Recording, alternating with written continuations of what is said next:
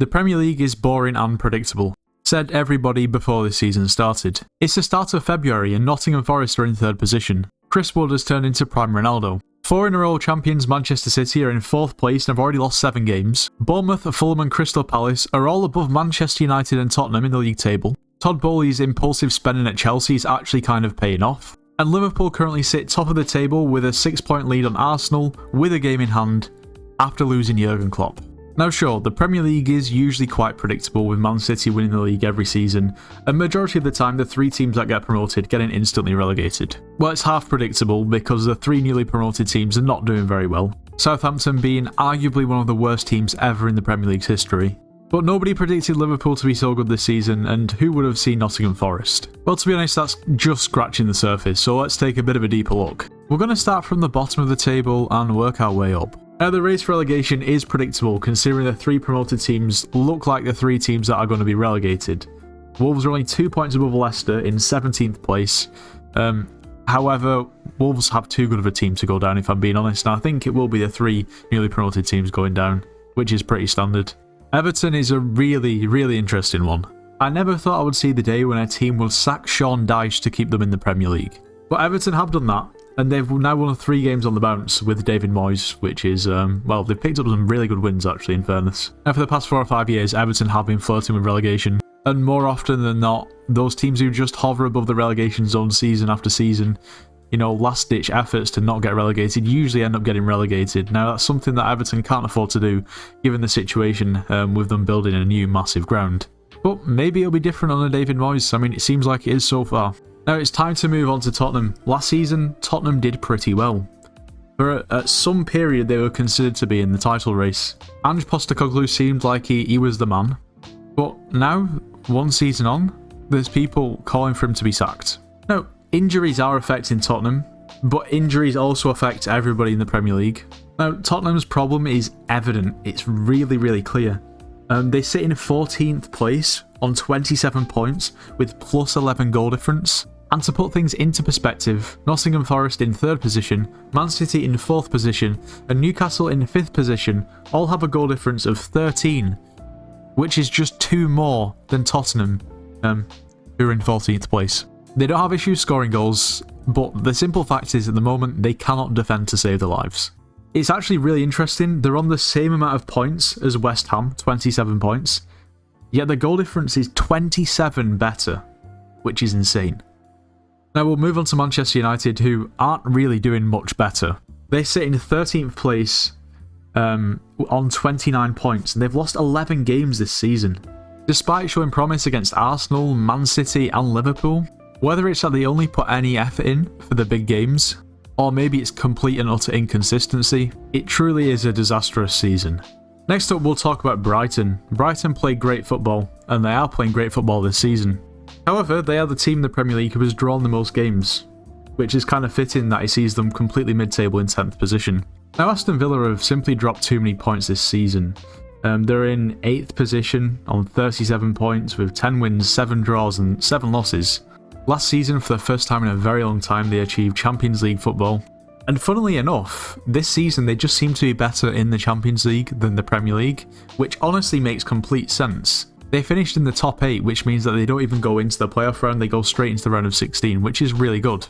However, it just seems to be like a little bit of lacking in the squad depth situation, and tiredness and fatigue is obviously pretty evident.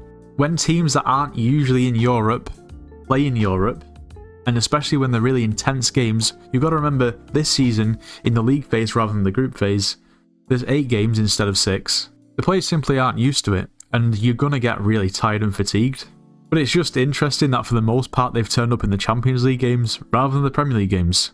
Now, Bournemouth have somehow found themselves in 7th position on 40 points along with Chelsea, both of them just 1 point away from potentially being 4th. Bournemouth have had a really good season with players like Kluivert hitting great form, and Todd Bowley's strategy of finding any living creature and putting them on a 10-year contract and paying £80 million for them actually seems to have worked. They're playing substantially better than they were last season, and also they're definitely well in the race for Champions League football. It would be rude not to talk about Man City. They've fell off. You know, I'm recording this video the day after they lost 5-1 to Arsenal. And let me just say one thing. Yeah, they really miss Rodri. But of course, it's not just the fact that they've not got Rodri. Everyone seems to be a little bit off it. Now, it's hard to say that's just because Rodri isn't playing. To be honest, it's very understandable if they're just simply burnt out. 4 years on the trot of winning the Premier League. You know, in those 4 years, they won the Champions League as well. Maybe they're just a bit too tired. Maybe some of the legs are gone. I'm not a Manchester City fan, but I went to watch Man City in the Champions League when they played against Club Bruges. And I really don't think De Bruyne's going to sign another contract. He's not up to it.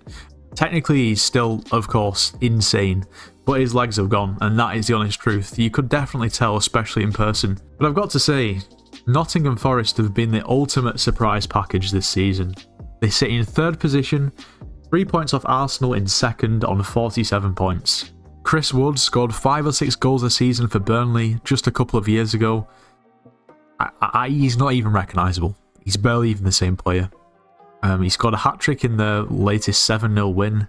Players like Hudson-Odoi, who previously seemed dead and buried, have been completely revitalised.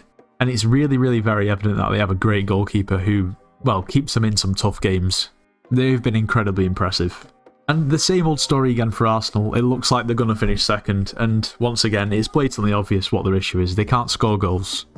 Well, it's ironic considering they just won 5-1 against Man City. But there's been some games where they've been absolutely crying out for a proper striker. In my opinion, Havertz, not a bad player at all. He's a very good player, but he's not a centre forward and he's not a striker. He's an attacking midfielder, and they can't rely on Gabriel Jesus because, in all honesty, he's injury prone. And it looks pretty clear cut at this point. However, it could change. Liverpool sit top of the table on 56 points, with a game in hand as well, away to Everton. So winning that game in hand puts them 9 points clear. Bear in mind they've got to play Arsenal at home, which you'd probably expect them to win, being at home. They've also got Man City away, that even though, despite Man City's bad form at the moment, it would be a very tough game. But other than them 2 games, you've got to say it's looking pretty nailed on. You think that, that they're probably not going to drop many points, and the points that they might drop are against the teams around them, which is not good, but at the same time, it's very unlikely that Arsenal and Man City don't drop points this season for the rest of the season, other than against Liverpool.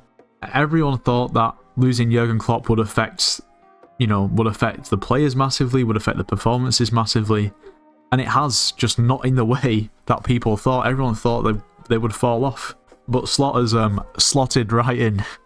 I know that one's been made so many times, but it was difficult not to say it.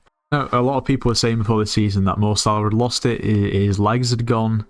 I mean, after all, when you actually look back, majority of the time he has a really good first half of the season, then it just sort of dies down a little bit. So this season so far, in 33 appearances, he's scored 25 goals and assisted 17 times. That's 42 goal contributions in 33 games, or 1.27 goal contributions per game. It's not just Mo Salah though. Cody Gakpo has found great form. He's been really important, along with other players like Gravenberch in midfield, who's been, pretty much unplayable all season. Van Dijk, who seems to be well and truly back to his best. Luis Diaz started the season really, really well, scored some really important goals. It's all just clicked together. I would have just said it's all slotted in, but I can't do that again. Between managers and the players, yeah, really, really just insane, to be honest. Finished top of the league phase in the Champions League, top of the Premier League by a margin with a game in hand.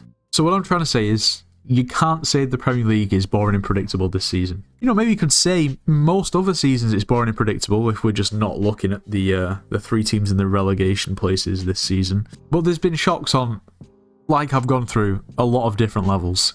Anyway, let me know what you think of this season's Premier League. That's going to be it for today. If you enjoyed this video, then maybe you should check out this video that's on the screen now. YouTube thinks that you'll enjoy it. If you enjoyed today's video, make sure to leave a like, subscribe if you're new, and I'll see you in the next one.